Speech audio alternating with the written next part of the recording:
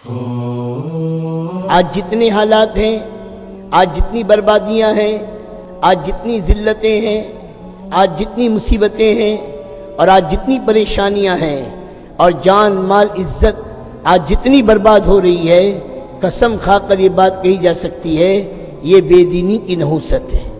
اور بے دینی کسے کہتے ہیں؟ دین کے نہ ہونے کا نام ہی بے دینی ہے۔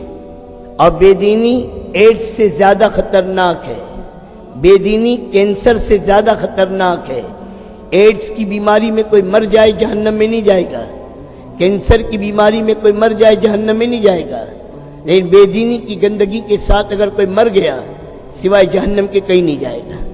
بے دینی، زلزلہ کا آنا بے دینی کی نحوست ہے، سیلاب کا آنا بے دینی کی نحوست ہے، میرے دوستو بزرگو طوفان کا آنا بے دینی کی نحوست ہے، آسمانوں سے اللہ کے غضب کا اترنا بے دینی کی نحوست ہے، چیزوں میں سے برکت کا نکل جانا بے دینی کی نحوست ہے، دلوں کا پھٹنا بے دینی کی نحوست ہے، آپس میں گھروں میں انتشار، گھروں کا ٹوٹنا یہ بے دینی کی نحوست ہے، اور ساری دنیا کا بگاڑ اور ساری دنیا کا جہنم قدا بننا یہ بے دینی کی نحوست ہے۔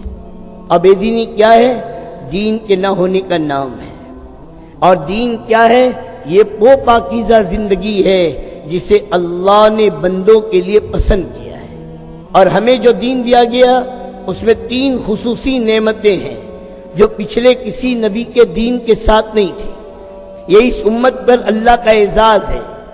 سب سے پہلے اللہ نے اعلان کیا الیوم اکملت لکم دینکم۔ پچھلے دین، دوسرا دین آنے کے بعد منسوخ ہوتا رہا، اور اس دین نے آ کر تمام ادیان اور تمام دین کو منسوخ کر دیا۔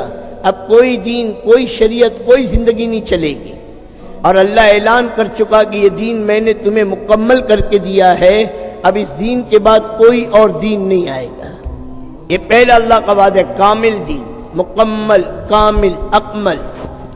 دوسرا اللہ پاک فرما رہے رضیت لکم الاسلام دینا، اور اس دین کے ساتھ ہم نے اپنی نعمتوں کے پورا ہونے کا وعدہ فرمایا، الیوم اکملت لکم دینکم واتممت علیکم نعمتی، کہ ہماری نعمتوں سے نفع اٹھانا چاہتے ہو، ہماری نعمتوں کا حق ادا کرنا چاہتے ہو تو اس کے لیے ہمارا دین ہے۔ نعمتیں ملے گی بھی اس دین پر، اور نعمتوں کا حق ادا ہوگا بھی اس دین پر۔ اور آگے اللہ فرماتے میری رضا، اور میں نے راضی ہو کر تم کو یہ دین دیا ہے، اب جو اس دین کو اپنی زندگی میں لے کر آئے گا میں اس سے بھی راضی ہو جاؤں گا۔ صحابہ کامل دین پر چلنے والے تھے، 100% دین ان کی زندگیوں میں تھا، اللہ کی 100% مدد، اللہ کے 100% وعدے، اللہ کی طرف سے 100% کامیابی، اور اللہ کی طرف سے 100% بلندیاں اللہ نے صحابہ کو عطا فرمائے، کہ اللہ نے اپنی رضا کا اعلان کر دیا کہ میں ان سے راضی، یہ مجھ سے راضی، ان کے مردوں سے راضی، ان کی عورتوں سے راضی، ان کے بچوں سے راضی، ان کی بچیوں سے راضی۔ اللہ پاک نے سب کے ساتھ رضی اللہ تعالی رضوانہ کا اعلان کر دیا، کامل دین کی برکت سے۔ اور آج جتنے حالات ہیں، خدا کی قسم بے دینی کی نحوست ہے۔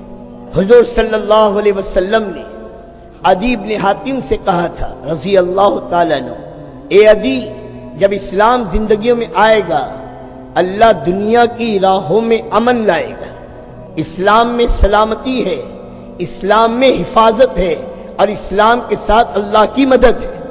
اے عدی، جب اسلام زندگیوں میں آئے گا اللہ دنیا کی راہوں میں امن لائے گا، اسلام میں جان مال عزت کی حفاظت ہے، اسلام کے ساتھ اللہ پاک کی محبت ہے، اور اسلام کے ساتھ اللہ کے دنیا اور آخرت میں کامیابی کے وعدے ہیں۔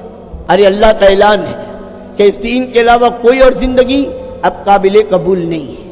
تو میرے بھائی دوستو، مالدار بن کر جینا یہ کامیابی نہیں ہے، عہدے دار بن کر جینا یہ کامیابی نہیں ہے، کارخانے دار بن کر جینا یہ کامیابی نہیں ہے، میرے دوستو ڈگری والا بن کر جینا یہ کامیابی نہیں ہے۔ انسانیت کی سب سے بڑی کامیابی دیندار بن کر جینا ہے، دیندار بن کر جینا ہے۔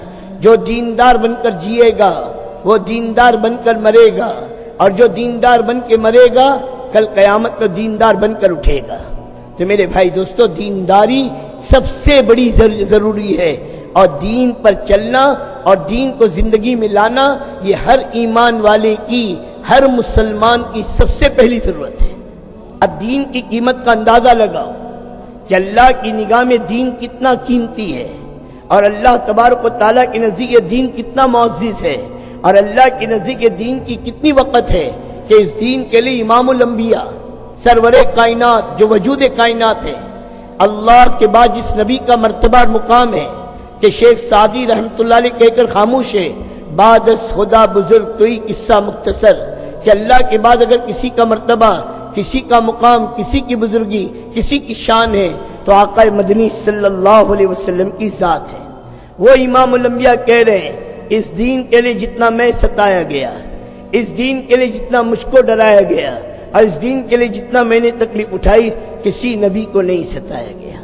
تمام نبیوں کی تکلیف ایک طرف، کوئی نبی 500 سال محنت کر کے گیا، کوئی نبی 800 سال محنت کر کے گیا، کوئی نبی 950 سال محنت کر کے گیا، کوئی نبی 1000 سال محنت کر کے گیا۔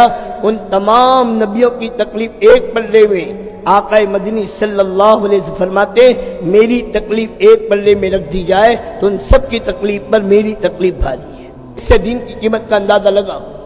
سب سے پہلے میرے دوستو بزرگوں، اس دین کے لیے اللہ کے نبی نے کتنی مشقتیں برداشت کی۔ آپ کا وہ چہرہ، وہ نورانی چہرہ، وہ روحانی چہرہ جس کی اللہ قسم کھا رہا ہے، اس چہرے مبارک پر تھوکا گیا۔ وہ اللہ کا نبی اللہ کے گھر میں سجدے میں بیت اللہ میں، اور آپ کی سر مبارک کو اجڑی ڈالی گئی، آپ کے راستے میں کانٹے بچھائے گئے، آپ کے گلے میں پھندا ڈال کر گھسیٹا گیا، اور میرے دوست بزرگوں آپ کے بدن پر دھول اور مٹی ڈالی گئی۔ یہ تکلیف سارا مکہ ایک تیر اور کمان مقابلے پر آیا ہے، سب اپنے پرائے ہو گئے۔ وہ مکہ جہاں اللہ کے نبی کو ایک برا کہنے والا نہیں تھا، آج وہ مکہ سب کے تیور بدل گئے۔ میرے نبی کی 40 سالہ زندگی کوئی میرے نبی کا دشمن نہیں، کوئی مکہ میں اللہ کے نبی کو برا کہنے والا نہیں، سب صادق الامین کہتے تھے۔ لیکن جب اللہ کے نبی نے کوئی صفا کی پہاڑی پر چڑھ کر آواز لگائی، یا ایھا الناس قولوا لا الہ الا اللہ تفلحون، اے لوگوں کہہ دو اللہ ایک ہے، اللہ تمہیں دنیا اور آخرت میں کامیاب کر دے گا، سارا مکہ آپ کا مخالف ہوا۔ اور سب سے پہلی مخالفت اپنوں نے کی ہے، سگے چچا نے کی ہے، جس نے دامن جھاڑ کے کھڑا ہوا اور کہا محمد صلی اللہ علیہ وسلم نعوذ باللہ تیرے ہاتھ ٹوٹے، تو نے اس کے لیے ہم کو جمع کیا۔